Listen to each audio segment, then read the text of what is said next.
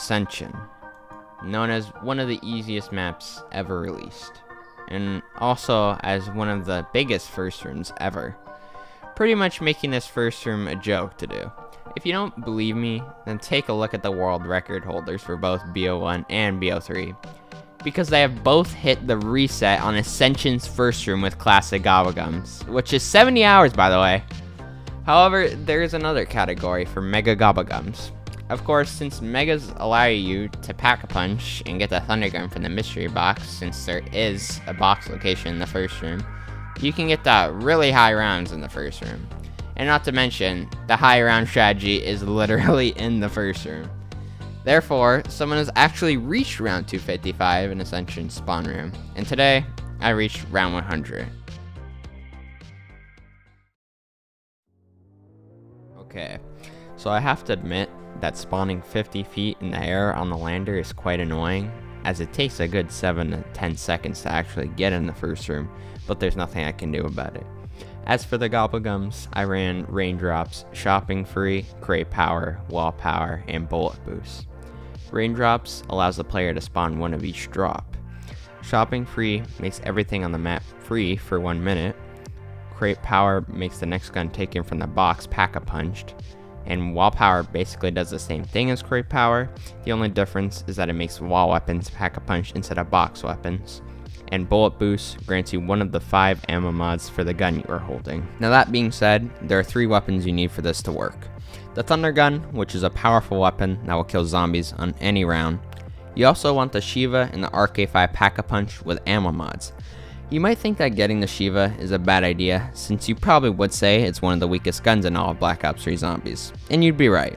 But when you put ammo mods on your guns, it'll make said gun kill on any round, making your ammo problems disappear. So combine that with the RK5 and Shiva being wall weapons, and you got yourself an easy round 100. Now the main thing you want is Raindrops for these early rounds, as you'll be able to nuke them out and end them the fastest you can. That way you can get the round 100 as fast as possible.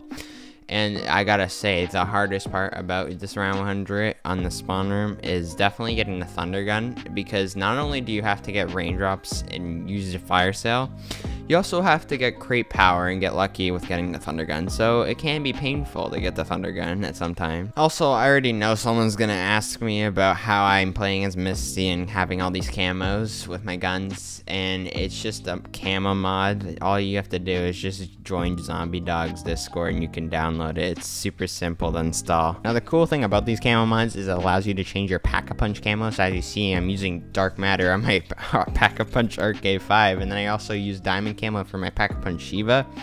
And then for my Thunder Gun, you can just get a nice cool custom camo on it. You can put Dark Matter on it. I think I put Weaponized 115 on it. It looks pretty cool. Like I said, the longest part about all of this was trying to get the Thunder Gun while I had a Crate Power, because you can't just get it without Crate Power, because obviously you're not allowed to leave the first room and Pack-a-Punch.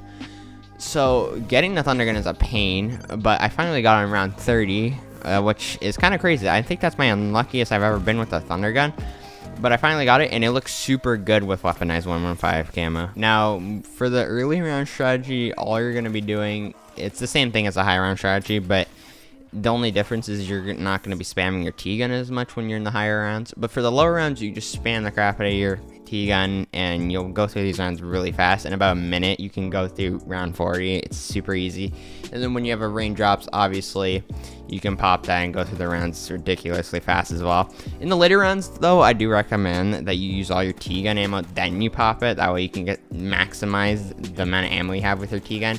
And also you want to spread out your insta-kill and death machines, so you get the most amount of time insta-killing the zombies. There is also the centrifuge, and that, I guess it's not really that helpful, to be quite honest, because you do have weapons that kill on any round. For classic Gobagums, I'd imagine it's probably the best feeling in the world when this thing goes off. And now, just real quick, I'll show how I used an insta-kill. So what you want to do is pull out your Shiva and just mow down the zombies coming down from that lane in this lane. It's really easy. I also recommend you put on the thermal sight. I don't know why. The thermal sight has kind of grown on me now. I kind of enjoy using it, especially on my Shiva, I'm going to be quite honest. The main reason you use it is because it makes the zombies way easier to see, because it's just, there's no color at all, because you're not turning on power as well. Something that I noticed, which was pretty funny, is that I almost got a better 50 time than my round 100 speedrun on every Chronicles map, which is funny, because I was camping in the power room in that video, which is like twice as fast as this, and I still almost beat it. But then again, I am a lot better at the game than I was back then. Alright, I'm just gonna skip to the high round strategy now. So it's the same thing basically as the low round strategy, and the round just kind of fuck. The high round strategy is basically the same thing as the low round strategy. You're just not going to be using your T-gun as much. That way, in case you get trapped, you can easily have an escape.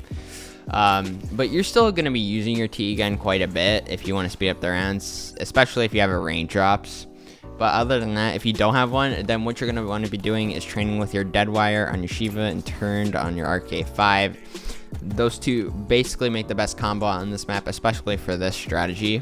And that's basically all there is to it. Although it is a little harder to train this area because you can't get rid of the lander that's there.